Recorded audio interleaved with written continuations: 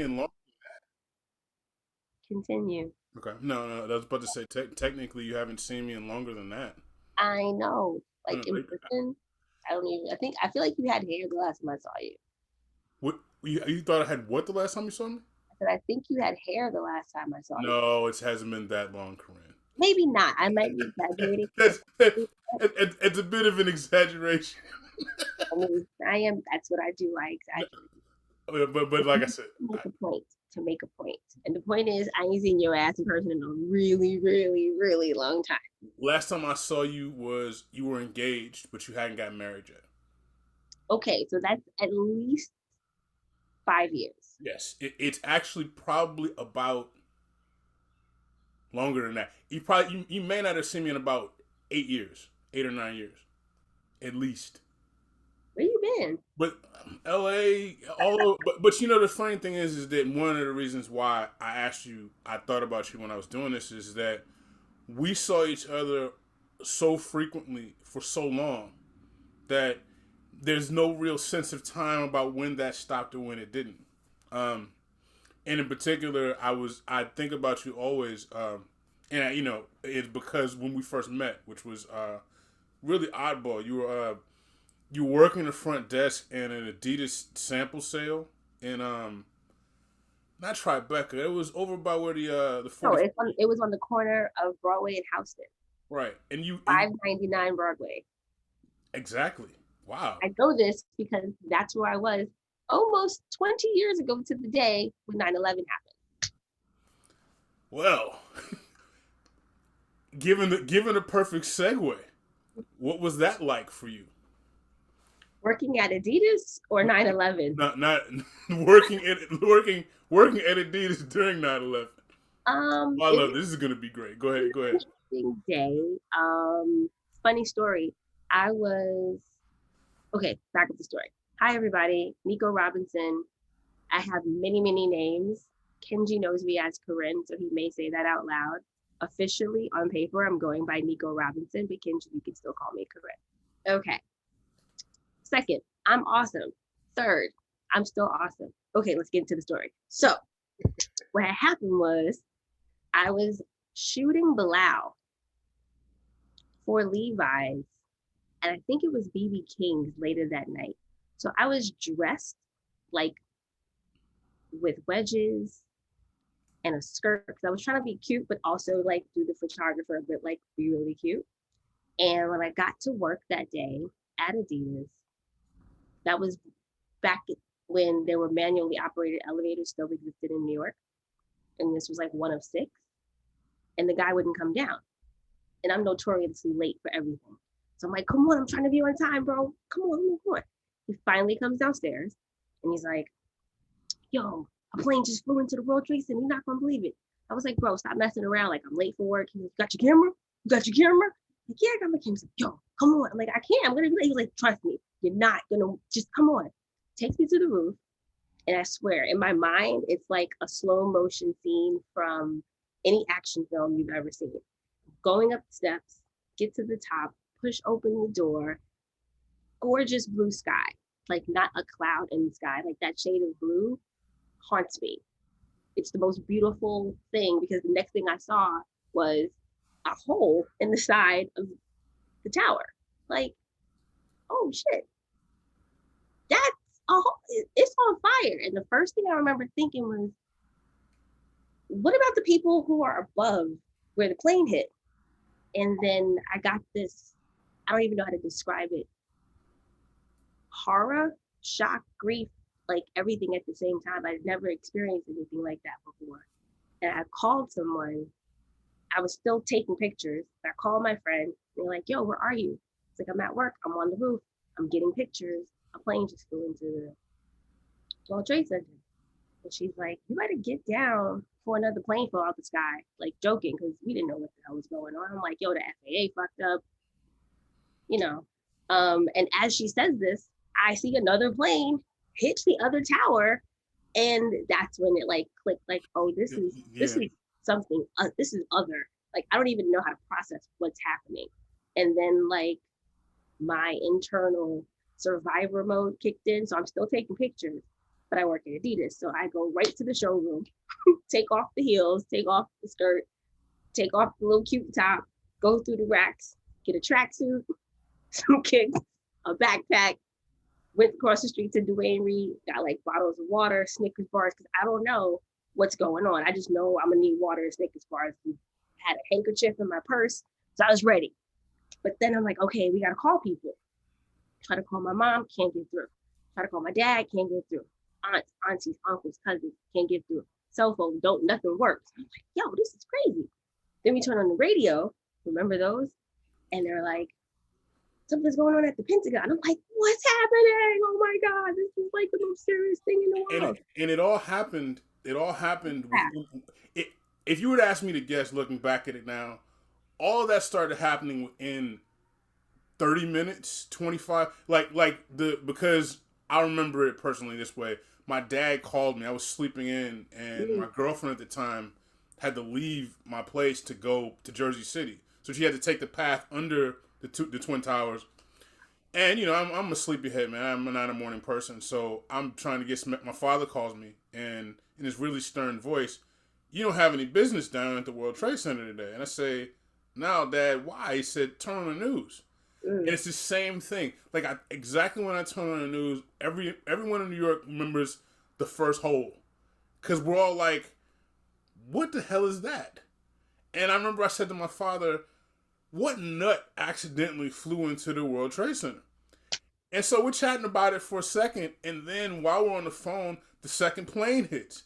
And my father goes, God rest his soul, he says, no, this is something else. And I was like, well, look, Dad, I got to call you back. I got to make sure my girl's all right. So I get off the phone with him to try to get her on the phone. Can't get her. I try to call him back. The Pentagon gets hit. And I'm from D.C. So now I'm thinking, I'm worried to death that my home is a crater. I guess the interesting thing is that because I was in Brooklyn, the way we all reacted, because when emergency services limited all the phone lines local, so you couldn't really call outside of the block you were on. No. It was the greatest piece of panic I'd ever seen. Yeah. And I think phones were like not like the handheld computers they are today.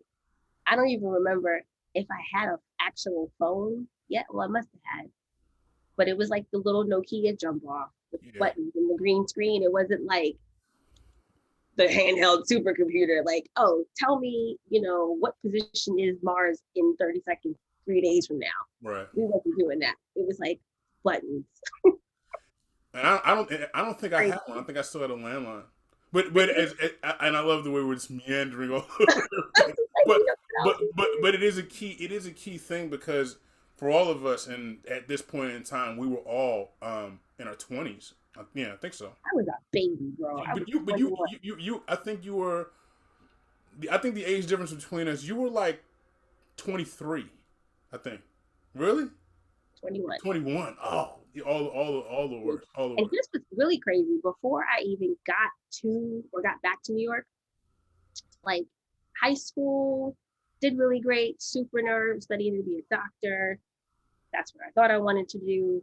And on a random fluke at a Great Adventures trip during the summer, my friend was telling me about her trip to Czech Republic. I said, oh, that sounds dope. I want to go someplace. She's like, oh, they got a trip going to Thailand. I was like, well, bro, I want to go. And I don't know how it happened. I just know I had a passport and a round trip ticket to Thailand that we didn't have to pay for through the YMCA for like a whole month. And like after graduation, I was off to Thailand, building schools, digging wells, trying to learn to ride a motorcycle. It was awesome. Was that your first time outside of New York? That was my first time outside of America. I've been to every state on the Eastern Seaboard. Okay. So we travel a lot. California too when I was young, but I didn't start traveling until Thailand. So that was the first time I ever left. Epic. We came back. Oh, while I was there, I fell off an elephant. I don't recommend it. I also got bit by a snake. Don't recommend it. And yeah, everywhere I travel is like a near-death experience or something really close to it. And it makes me even more grateful for the air that I breathe and the life that I live, because it's pretty awesome. So when I come back from Thailand, we drive from New York to Georgia because I went to Spelman, and Shout it out was to the AUC.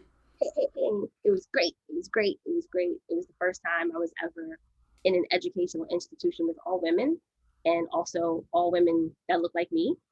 And when you come from a high school education where you're the big fish, you're like the high achiever, you're the captain of this and the head of that.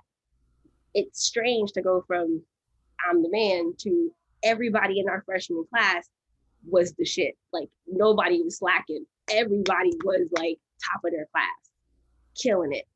Everybody had their own flavor, their own style. Like even though we hadn't all figured it out yet, you knew like, okay, steel star from steel. So it was really great environment to be in. And unfortunately, I wasn't able to stay. I had a really bad day sophomore year, got fired from my job, had like a little eviction notice situation on the door when we got home.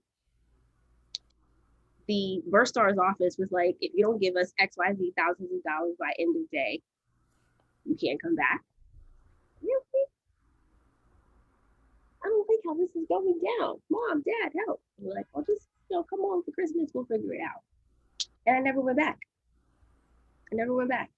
And what kind of started me on this whole super journey, I think I was already on the super journey, but like what really brought it home was, funny enough, September 11th, Kid Capri was DJing at the Tabernacle. This was 1998. This is right before I moved back to New York. And he and my mom know each other. She used to be a DJ back in the 70s. She's the first female mobile disc jockey in New York. What was her DJ name? Lady J. Okay, all right. Lady J. So like I'm like, well, my mom is like, oh, I know your mom. I'm like, yo, doing a show tonight, come through, bring your friends. Boom, you on the list. I'm like, what? I'm on the list. Hey, get to this place. I'm not old enough to get in. I was like, but I know Kid Capri. Well, what are you talking about? He was my mom. What are you talking about? And they were like, you're not old enough, kick rocks. So I'm in the parking lot with my homie, and it's Tanya. Hey girl, how you doing? She's that place, by the way. We in the parking lot scheming, like, oh, we gonna climb through a window, we gonna bribe somebody, like you show them like a fingernail, I'll, act like you passed out, I'll run in. We gotta figure out how to get in there. While I'm plotting, I see Amir Questlove Thompson in the parking lot. And I was staring at him like, yo, this dude looks mad familiar. And those of you that don't know, I will talk to anything or anyone. I have like no, she will. whatever that button is that makes you feel like, oh, you probably shouldn't do that. Mine's be on vacation all the time. So I just like walk up to him like, hey, are you from Philly? And he's like, yeah. Like, oh, it's like, you play drums? And he's like, yeah. Like, are you in that video where they be swinging the champagne glasses to that cool beat, whatever? Something like that. Like, he was like, yeah, okay, cool. And from there, we were just like hella cool. Still didn't get into the show, but fast forward to when I come back to New York, I don't really know anybody. All of my friends are still away at school. So this is coming back to New York from Spelman? Right, coming back to New York from Spelman. So now this is like late 98, 99 even. And I'm here in New York, like feeling dejected because all of my plans for life have failed. And I've been a creative my whole time, but I was so focused on the formula of go to school, get good grades, go to college, get a really great job / career, kill it, make a lot of money, find the person you're supposed to be with, have 2.5 kids and a dog, white picket fence, house in pickacity.com, as long as you got grass and a housekeeper, you made it. Really, I was trying to do like Dynasty and Scrooge McDuck, with the Cosby's mixed in for good measure. Right. And it didn't happen. And I was really upset about it. So Amir would always, every time he was in New York, at the time they were recording Bilal's first album, something Erica was doing, something Common was doing, like all kinds of stuff was happening. I had no clue at all this was even the energy that I was about to be put in, to be around this immense amount of creative energy. No idea. So anytime that they were in the studio, he's like, yo, what are you doing? Come through. just come hang out, just kind of get into the vibe. I would come, I would bring my camera, not really thinking like, oh, I'm taking pictures of this person or that person. I didn't even know who half these people were. I think I spent the whole day in the studio with Bilal before I realized it was his voice that was coming out of the sound. Like, oh, this is what you do. Oh, got you. I mean, complete space cadet, you guys, complete. But being around that much creative talent and being around people who were passionate about it, it sparked something in me that I don't think I was aware of because I was still on this track to be follow the formula to get to the bag, basically. Right. That had already proven itself as a fail, but I was like, no, I have to try again. And I kept failing at it and kept failing at it and failing at it and failing at it and failing at it until I started to listen to the creative voice inside of me that's like, no, that's not what you're supposed to be doing. You're supposed to be creating. Whatever that means, whatever that looks like, whatever strikes you, go for it. Like delve in and harness that power.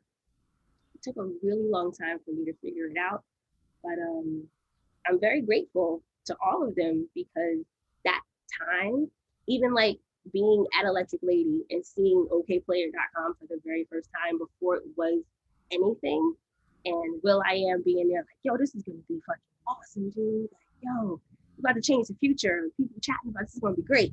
And me like, oh, okay, yeah, whatever. And then that becoming how I met another different side of people, like another group of creative people who were graphic designers and digital artists and seamstresses and, you know, other college students, just people like me who were trying to figure it out, but we all like the same music and vibe and energy. So it just became this thing, this atmosphere to kind of be around. I wish I had paid more attention on purpose, but I have pictures. So thank God for a camera. Well, and that's the thing. When I first, for a long time, I primarily knew you as a photographer. How did you transition into clothing design specifically? How did I transition? I don't think I've transitioned. I think of myself like an octopus amoeba. Like when I was really young, I would do things that were like unorthodox creatively. For example, I would beg my parents for the 64 box of Crayola. This was huge, guys. This is when the 124 came out. I almost lost my That's mind. that's the At block. the time, That's the wide box, right? The wide box with the yes, two rows, right? sharpener in the back. Right. I And remember. then I would take out all the colors I didn't like and I would melt them on the radiator. Of course, did I know that I was creating art with crayons? No, it was just like a thing that I did. I didn't question it. I didn't worry about what the consequences might be. I just did things. You know, I would be in the backyard and I discovered that dandelions, if you rip them and split them in half, the stuff inside was sticky and I would use that as glue when we ran out of Elmer's. Or, you know, oh, it's Mother's Day or it's Grandpa's birthday. I didn't get him a gift, so I'm going to make him something. And it's like, I'm picking berries and doing all kinds of just what to other people might have been weird, but for me, it just seemed like a natural way to be. So when I started the photography company, Forever 12, what it meant and what it stands for is being 12, which in my opinion is the age in which every artist has some sort of life experience that catapults you to who you become. And for me, that's when I stopped being the super free, open, creative, colorful minded person and began to think other people's opinions of me and my work mattered more than what I thought of myself and my work. And so with Forever 12, it was being around people who were on that level of I'm just doing me. I don't care what you think about my ring or my hair or the incense or whatever, because I'm so dope. I'm just going to use my creative outlet to express who I am and it's going to be epic. So going from like being around all these creative people that sparked Forever 12. So that energy and that spirit never went away. It just kind of morphed. So even with House of Non-Billy, which is the name of my company where I do cultural decor and accessories, Nambili means 12 in Zulu. So we're not going very far away from where we started. Right. It's still in that same spirit of, as a creative person, you don't need to be locked into just one thing. Like maybe today I'm gonna paint, and tomorrow I'm gonna play bass, and on Friday I'm gonna cook vegan mac and cheese from scratch, or bake bread, or today I'm gonna do some resin work, and tomorrow I think I'm gonna go to the museum because I really need to see some Carrie Mae Weems in person just to get the juices going, or whatever the case may be. Like living that life of creative artistry and freedom, and then being able to take in all these things, mull over them, digest them, pull nutrients from them, and then to be able to put it back out, whether it's shoelaces or elephant pillows or resin coasters or keychains, or taking your grandma's really like the chair that she used to have covered in plastic, taking the plastic off, taking the material off, and refabricating that into something else that you can now have in your space. That's what I'm doing. And it feels so good to not have the weight of what other people think about it hold me down anymore, because it didn't matter then and it never mattered. And it's great to finally be back to me, I guess you could say. As an appreciator of so many different things you did, you sort of popped back in mind almost a little more than a year ago when the pandemic started, and you and your team started making masks, and you made. And I think the most beautiful thing about it was that in the beginning, it wasn't so much for a number of people. You were the first I knew about. There were a couple other sisters in Brooklyn that were doing it, but it was about you were creating, but it was also out of a need to make sure that people were safe. Mm-hmm. Our mutual friend Richard Louisant, who may be a guest later on in this series, was telling me just that you guys were working with no sleep, that it was just the love. Tell me about the creation experience. Just tell me about that whole process, because you were my hero from that. Oh, thank you. Shout out to Rich. He's been holding it down. I think we're coming up on our 20th anniversary of friendship, which means a lot because you don't keep people around like, that for so long. Anywho, the House of Don Billy face mask was a complete and total fluke. Let me see. March 15th, I think it was. It was a Friday, and that's when they shut New York City down. So at first I was really excited. I bought a cobbler sewing machine because my plan, I was like, okay, we're going to be in the house for at least a month. I'm going to flip J's and Air Ones.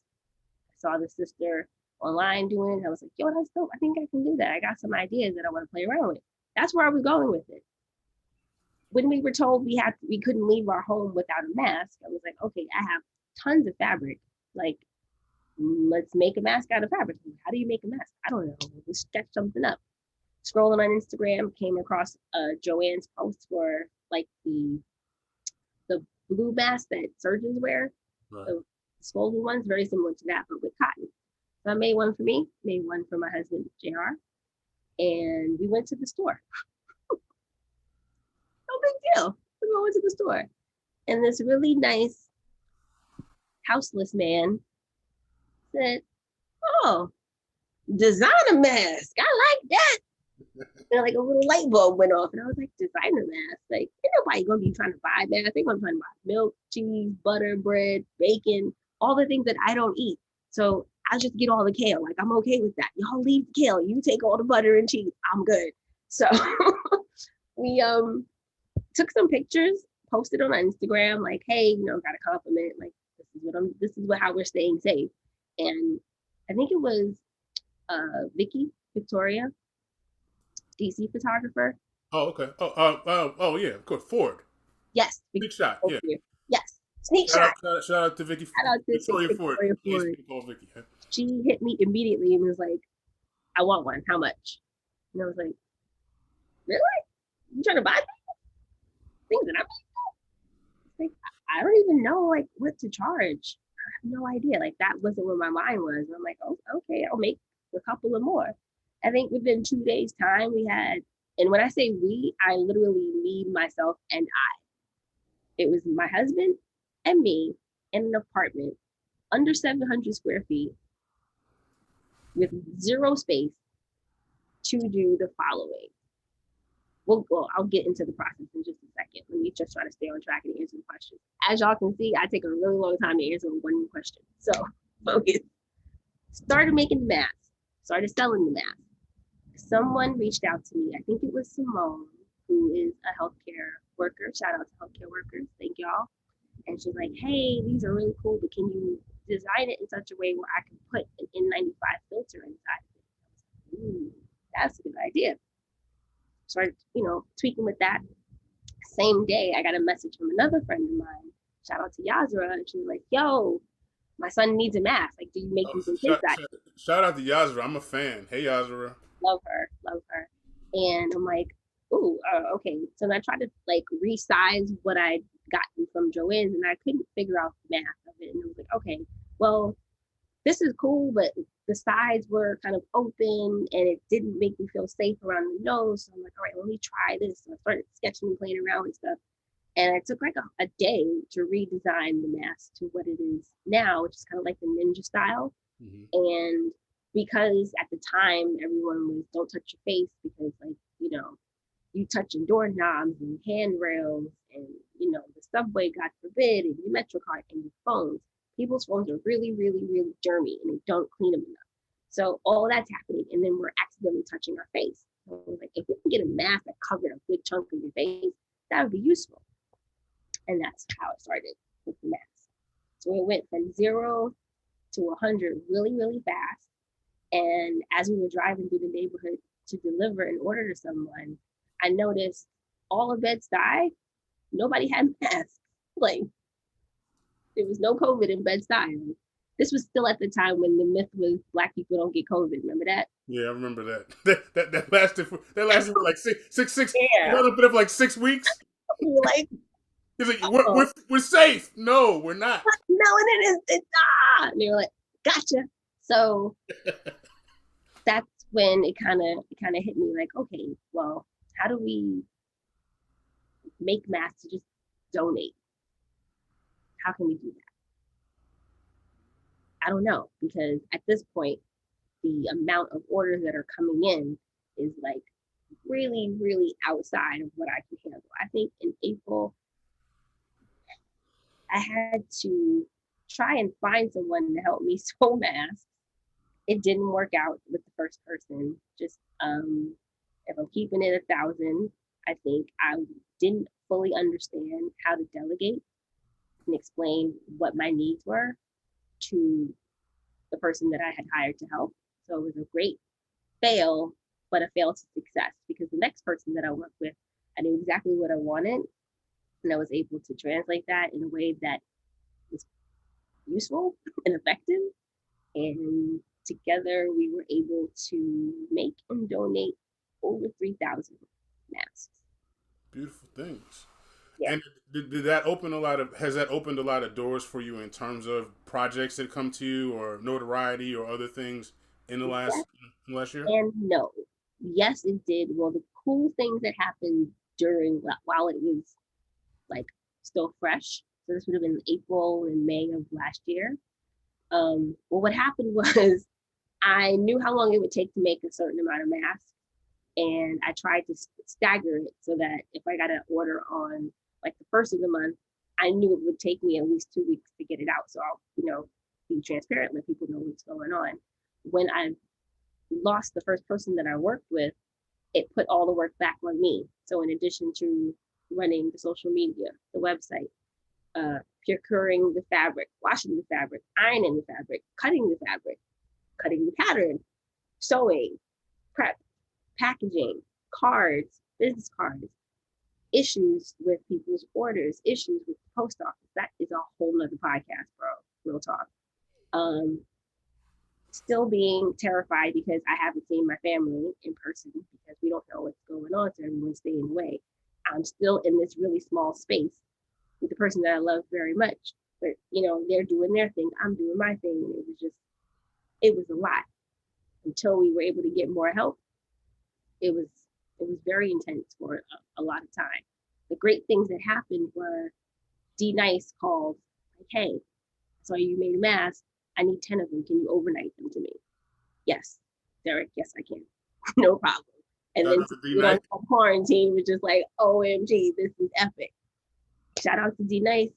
Big brother, you are saving the world one day at a time, and I appreciate you. Then we got calls from Hello Beautiful, We Buy Black, Afropunk, and it was just like this nice wave of blogs and websites that I love and support that recognize what I was doing and donating and being able to help so many people. It felt really, really great. But I think anyone that was new to the brand didn't know about any of the decor. They didn't know about any of what I was actually doing. And so I felt like I was driving a ship and it was going off course. And it was like, well, how do I get back on to what I want to do, which is like furniture design. Like that mask and furniture design ain't the same thing. Like they're pretty far away from each other outside of the materials that I'm using, but it's not the same. So that was a struggle for me personally, just trying to stay engaged, trying to build a community, trying to keep new followers and supporters engaged in a way that was useful and interesting, but also let them know, hey, this is what I'm actually doing.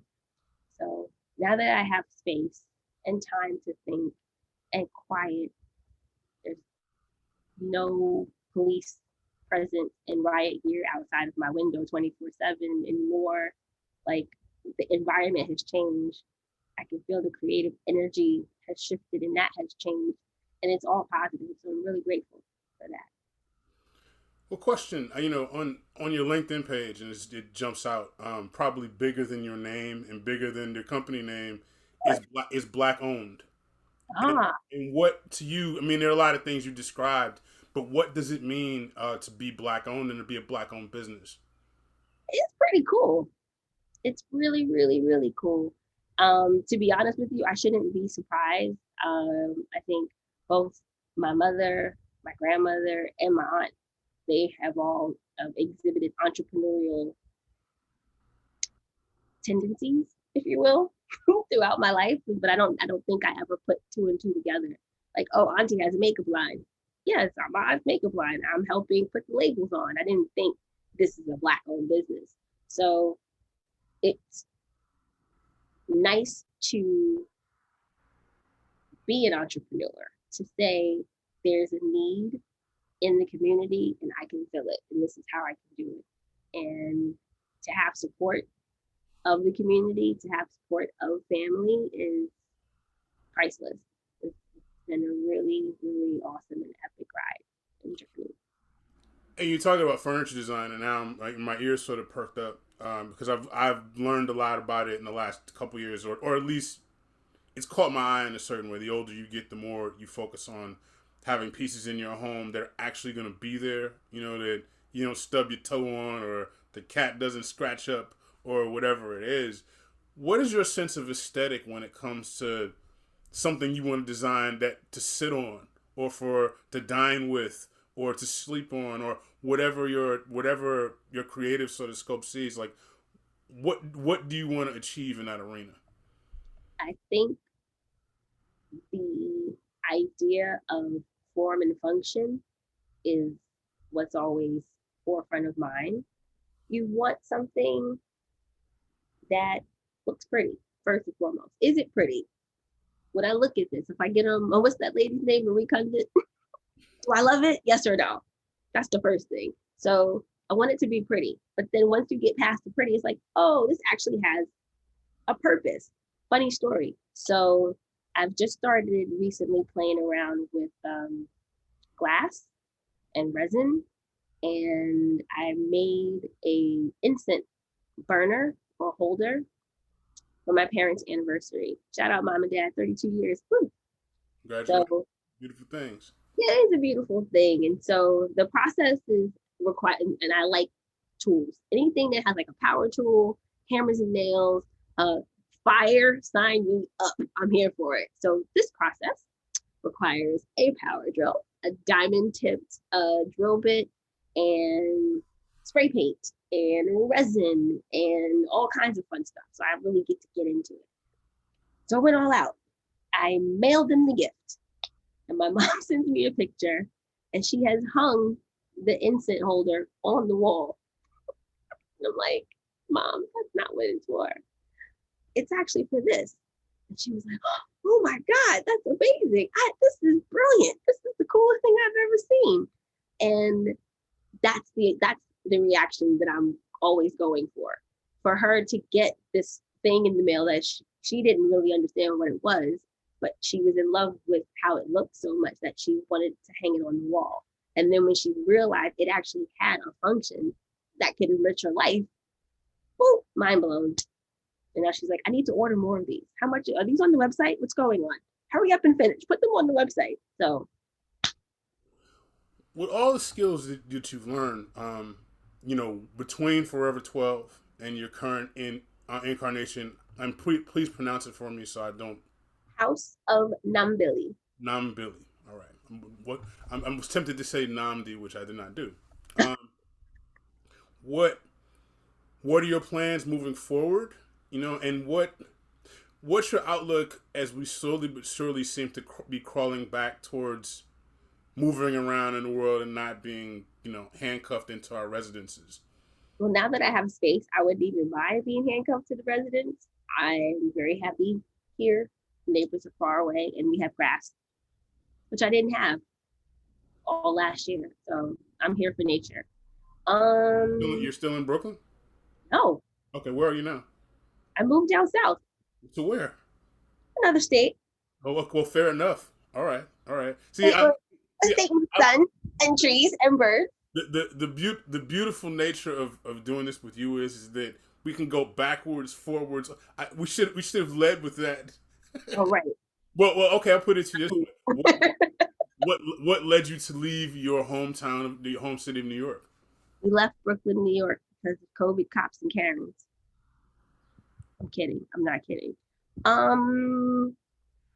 As I mentioned, I'm a creative, and so is my husband, John Robinson, aka Little Psy, of the amazing hip hop group Science of Life. And we need space to fully actualize all of the awesome that's in our head. And like I mentioned, we were in a very, very, very, very, very small space for a very long time. And not being able to leave really highlighted the fact that we're like a plant when it outgrows its pot and it stops growing because there's no room. That's how we felt. And so it wasn't something that we really planned. It just happened. We put that intention out into the world, and the universe heard us, and things began to line up, and it was like, okay, let's go. So if fans, patrons, lovers, haters, if folks are looking for you online, social media wise, everywhere, where can they find you? www.houseofnambili.com. We'll put it in what's this part called? Well, we'll drop it into the bio, and we'll fix it up for you. And from there, Instagram at House of Nambili, Facebook at House of Nambili, Twitter House of Nambili, YouTube. So if anyone wants to help me edit and post videos so I can have a YouTube channel presence, I'd appreciate that. They got a handle. Someone will come find you. Caller. I have content. I just need to post it. But I feel like if I don't post it right away, it's old, and then people aren't going to be excited about it. It's not true. I know, but still. Wishing you the best in all your continued exploration and endeavors. Thanks for stopping by Verbal Intercourse, and we'll have to do a part 2 of this sometime soon. Sounds like a plan. Thanks for having me. Thank you so much. Take care. Deuces.